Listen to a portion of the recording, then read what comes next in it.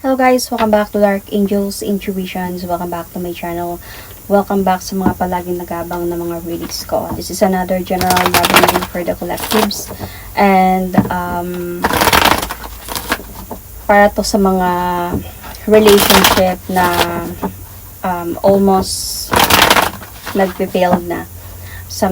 Most of you is hindi na nag-uusap, on and off na yung connection. And sometimes some of you is really hindi nag-uusap ngayon, pero parang walang closure, parang ganyan. Hindi alam kung tapos na ba yung sa inyo or kayo pa ba. So para to sa inyo, okay? So let's see, tapos na ba yung sa inyo? Is it over between you, your relationship? Tapos na ba? Let's see. Takes what resonates and leave the rest. Hindi to para sa lahat, okay? So, put yourself in a situation kung saan man kayo naka-resonate. So, this could be a vice versa, and this is a timeless reading kung kailan nyo ito mapanood. If naka-resonate kayo, then this might be for you.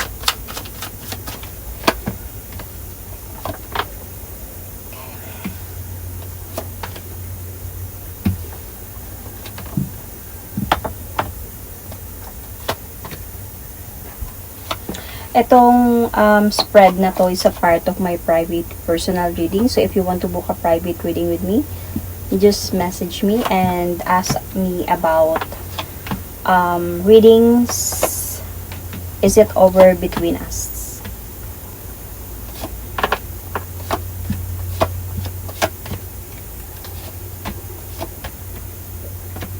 So this person's true thoughts about you. Okay, sa isipan niya, ano yung naiisip niya. So anyway, naiisip niya sa'yo na parang you are already rebuilding yourself. So kahit hindi pa kayo tapos, kahit like kayo pa, parang feeling niya, parang inaayos mo na yung sarili mo, nagmo-move on ka na ng hindi pa talaga kayo official tapos na. So yun yung naiisip niya sa'yo. Pero yung nararamdaman niya talaga dito is honestly, feeling niya meron ka ng iba. So, parang hindi pa kayo tapos baka feeling niya na nakikipag-usap ka na sa iba, nagkakaroon ka na ng connection sa iba. So, yun yung naiisip niya dito, that you are already cheating him or her. Kahit pa nasa point pa kayo ng namumblema pa yung relasyon ninyo. So, yun yung iniisip niya dito. I mean, yung nararamdaman niya dito na okay ka na, nag-enjoy ka na sa sarili mo, baka may iba ka na, ganyan. So, bakit hindi ba to nag-work?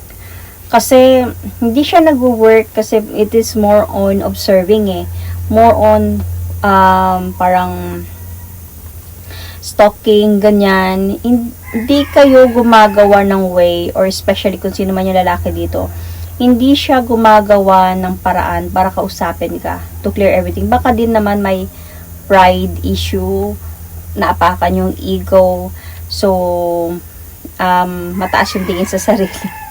Kaya hindi umaabot sa point na kausapin ko to at ayusin namin to. Parang ganyan.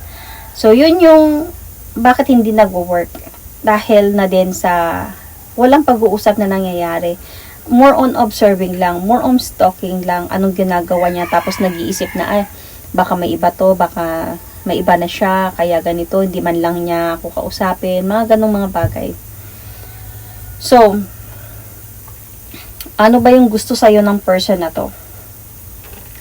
Ang gusto niya mangyari dito, na magplano ka. Gusto niya siguro na makipag-communicate ka sa kanya. Gusto niya na magplano ka, na mag-usap kayong dalawa. So, gusto niya na parang might be just to say hi to this person, or ayusin na natin to, mga ganong mga bagay. So, might be ang nararamdaman ko sa person na to is a bit immature na tao, kasi kung siya yung lalaki dito, dapat siya talaga yung dapat gumawa ng paraan para ayusin yung relationship ninyo. Pero nakikita ko kasi dito is parang gusto niya ikaw yung mag-initiate ng communication or mag-start na makipag-ayos. I just really don't know kung sino nagkamali dito. Pero parang ganun.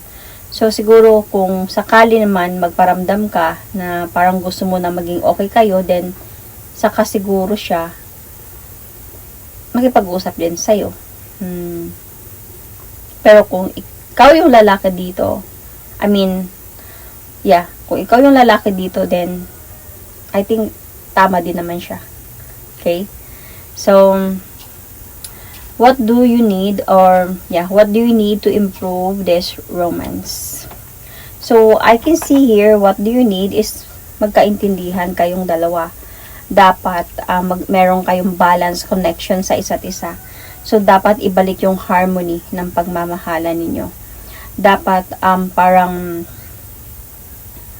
dapat lagi kayong, like, meron kayong time, meron kayong effort dalawa na both of you mag-decide na mag-usap tayo ng masinsinan, ayusin natin to. And dapat pareho kayong ng nararamdaman, of course, during that time. Yun yung pwedeng gawin para ma-improve yung romance ninyo. Kailangan talaga dito na maibalik yung harmony ng pagmamahalan ninyo. Maibalik yung balance connection na meron kayo before. So, kasi kung hindi, kung parang feeling like nagiging unfair na yung isa, mahirap na ibalik yung romance dito. Right? So, ano ba yung willing gawin ng person na to at hindi niya willing gawin? Actually, gusto niya naman mag-move forward towards with you. Pero, or sabi natin na may part sa kanya pala. May part sa kanya na gusto niya nang mag-move forward and never look back. But then, napapalingon pa siya sa'yo.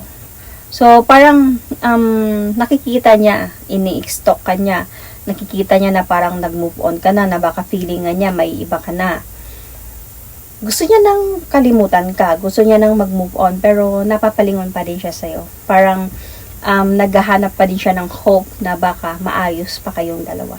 So, parang meron na siyang willingness to walk away and never look back. But then, yung ano naman niya dito is will not parang hindi niya willing gawin is totally iwan ka or i-abandon ka na lang. So, paano ba yung magiging communication ninyo dito? Honestly, nakikita ko pa talaga dito yung no communication sa inyo. Kasi parang, I don't know kung ikaw or siya yung makakaramdam na parang umalis na emotionally sa connection. Let's clarify.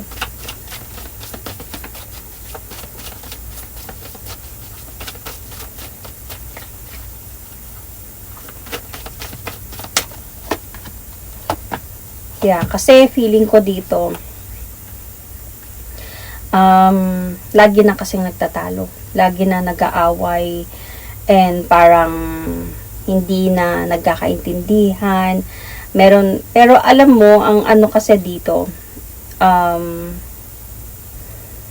may nakikita ako ditong kalungkutan.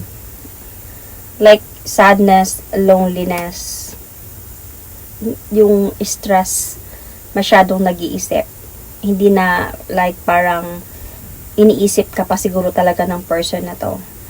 And parang hindi lang talaga siya sure whether tuluyan ng tapusin tong relasyon na to or hindi. Hindi lang pa siya sure kanyan kasi iniisip ka pa talaga niya and nalulungkot din siya, iniisip ka niya. So feeling ko ang reason dito, may reason to of course kung bakit nangyayari to sa iyo. It's not just the pride in ego. Feeling ko kasi dito, lagi na kayo nag-aaway and this person, parang as a point siya na tinatry niyang ayusin yung buhay niya. Tinatry niyang mag-focus sa stability niya and may priority niya sa buhay niya. Doon na siya nagtatry mag-focus eh.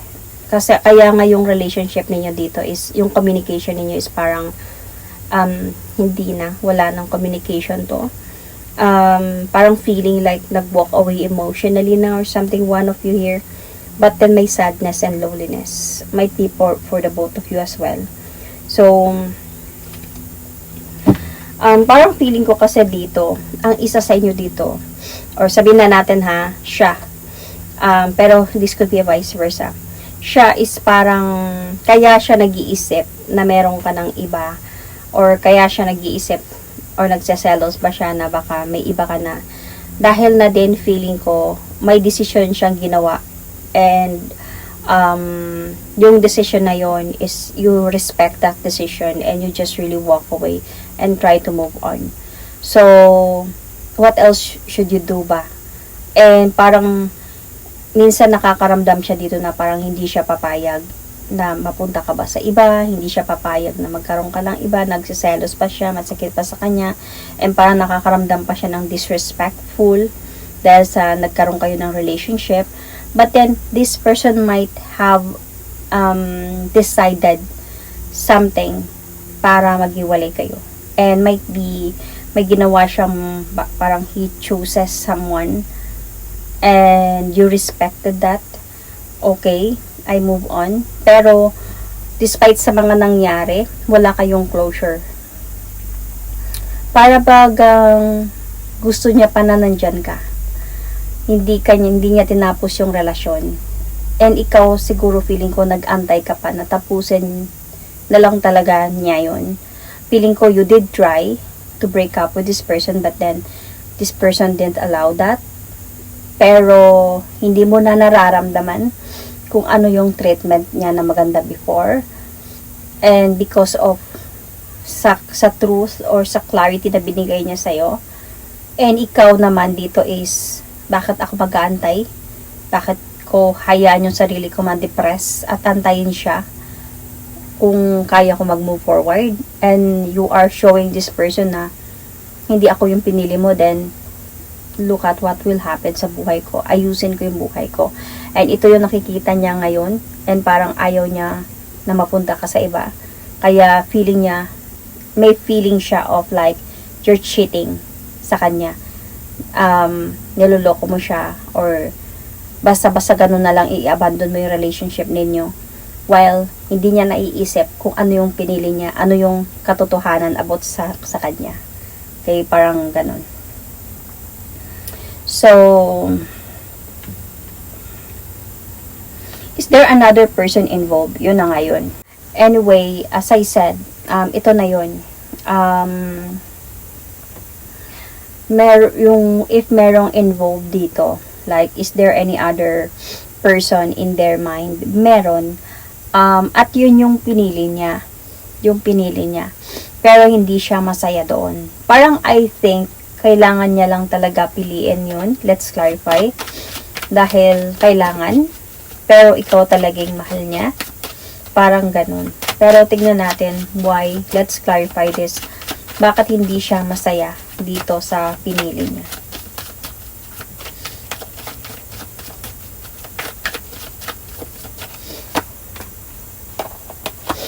Though, honestly,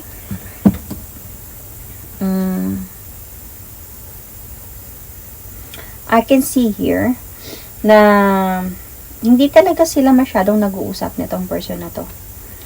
Though, eto kasi, bakit niya to pinili? Kasi, might be, gusto niya magkaroon na ng changes sa buhay niya.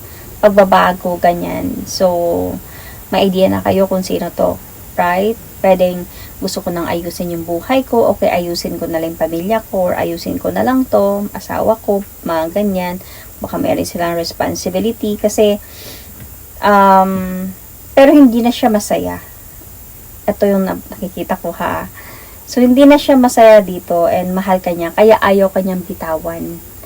Pero, parang kailangan niyang gawin to, na ayusin to, para walang gulo. Ayusin niya to. Like, gusto niya, nandyan ka lang.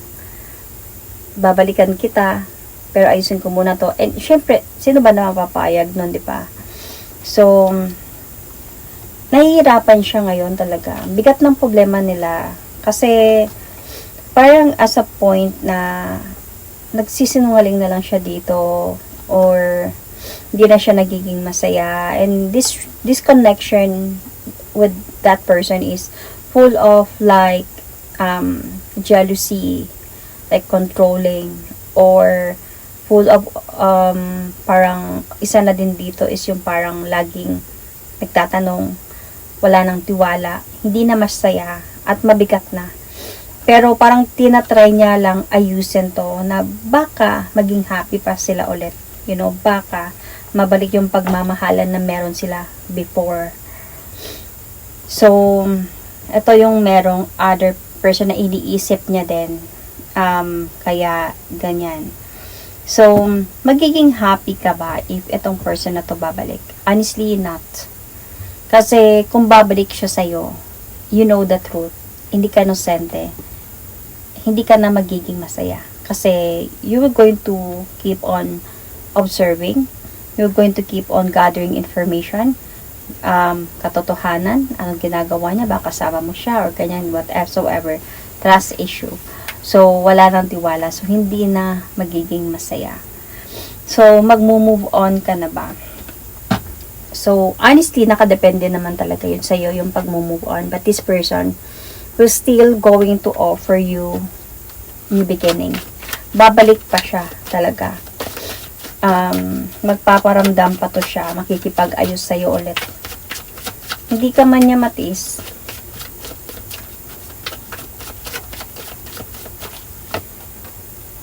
So, nakikita ko kasi dito is parang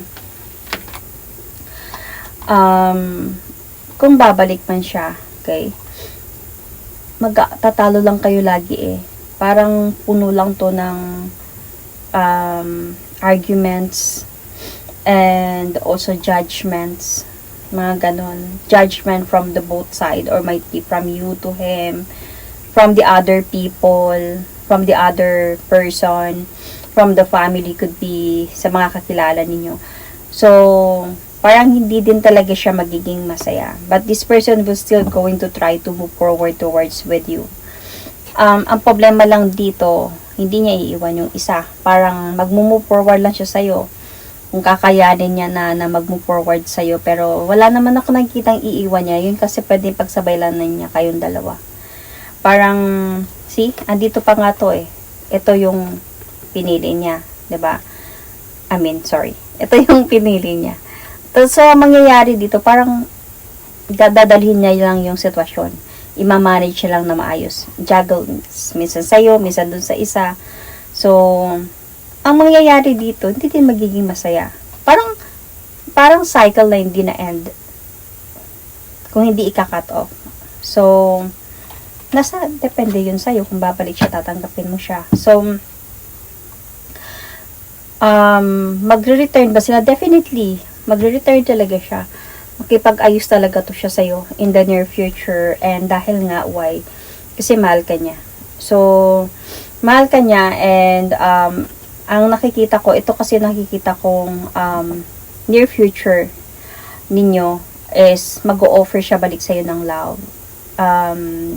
And tatry niya talaga ulit na bumalik sa'yo kasi ikaw naman yung mahal niya. Hindi na siya masaya dun sa kabila. Sa isa. Either married sila or not. Hindi ko naman actually nakita dito yung marriage card. Pwedeng married, pwedeng ka-live-in niya yun. So, or just a girlfriend, pwedeng long term. Pero, hindi naman siguro exactly girlfriend to. Kasi kung girlfriend, kaya niya talagang ipaglaban ka. Kasi mahal ka niya eh. Kaya lang kailangan niyang bumalik doon. Kasi parang he needed to. Dahil may responsibility siya doon or whatsoever. Kailangan niyang ayusin yun. Parang ganun. So, might be marriage or live-in partner niya to na meron silang nabuong pamilya before. So, or pwede din sabihin natin, pwedeng girlfriend, long term, na pwedeng gugulo pag hindi niya ayusin. May mga ganun, 'di ba? So, just comment down below. So, I can see here na yung outcome kasi dito, hindi din siya magiging maganda eh. Bakit? Kasi mapupuno lang siya ng feeling of may tinatago. So, pwede na totoo hindi na lang tong feeling, pwedeng itatago niya lang yung about sa kanila, sa'yo, para maayos lang yung pagsasama ninyo, masaya lang yung pagsasama ninyo. So, ikaw palagi ka dito kasi magtatanong eh. Tapos siya, hindi naman siya mag-share sa'yo ng details, anong mangyayari talaga. That might be you thought, yung kwento niya, yun na yun. See?